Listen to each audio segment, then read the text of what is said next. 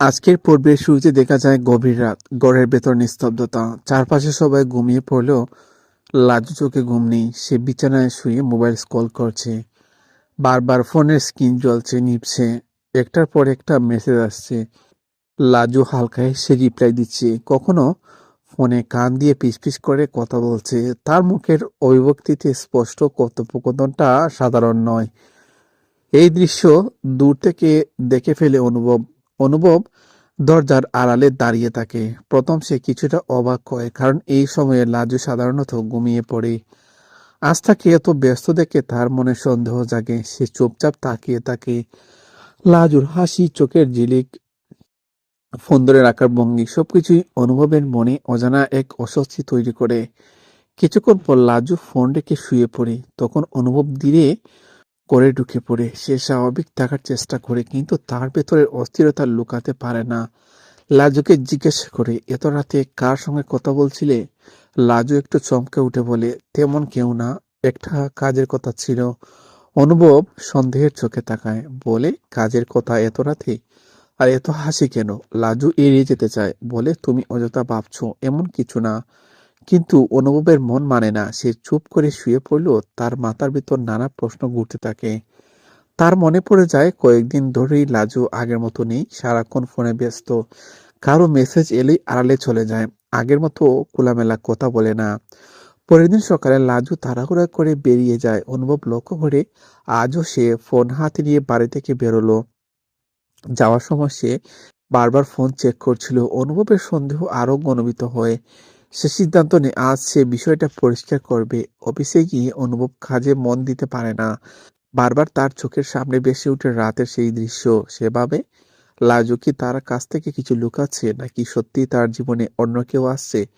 সন্ধ্যায় লাজু বাড়ি ফেরে। অনুভব অপেক্ষায় থাকে। লাজু করে ঢুকতেই অনুভব সরাসরি বলে, লাজু, আমি আর এভাবে থাকতে পারছি না। তুমি সত্যি করে বলো, তুমি কার সঙ্গে এত কথা বলছো? লাজু প্রথমে চুপ থাকে, তারপর বলে, কেন এইসব প্রশ্ন করছো? অনুভব বলে, কারণ তোমার আচরণ বলতে গেছে তুমি আমাকে এড়িয়ে যাচ্ছ।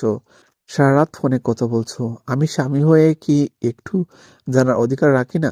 লাজু বিরক্ত হয়ে বলে, তুমি অকারণে সন্দেহ করছো।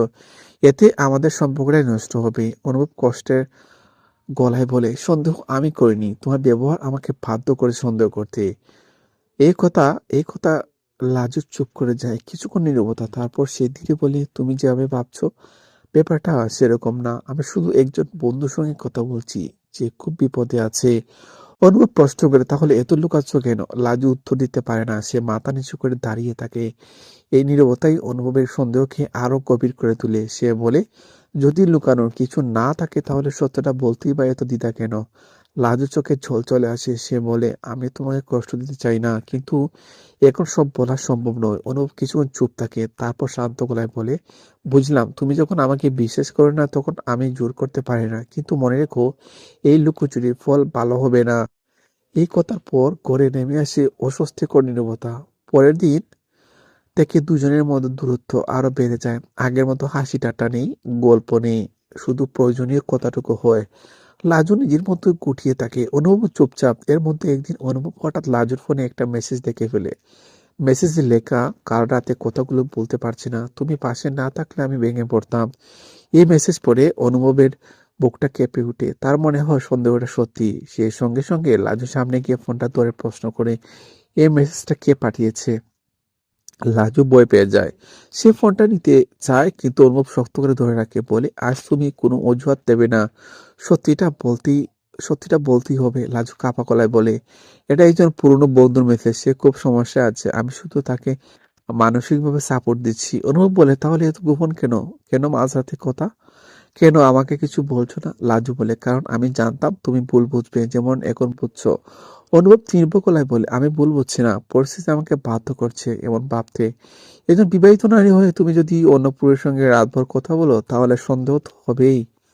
এই কথা লাজু ভেঙে পড়ে। সে কাঁদতে কাঁদতে বলে, আমি কখনো তোমার সঙ্গে বিশ্বাসঘাতকতা করিনি, কিন্তু তুমি আমার উপর বিশ্বাস রাখতে পারছো না, এটা সবচেয়ে কষ্টের।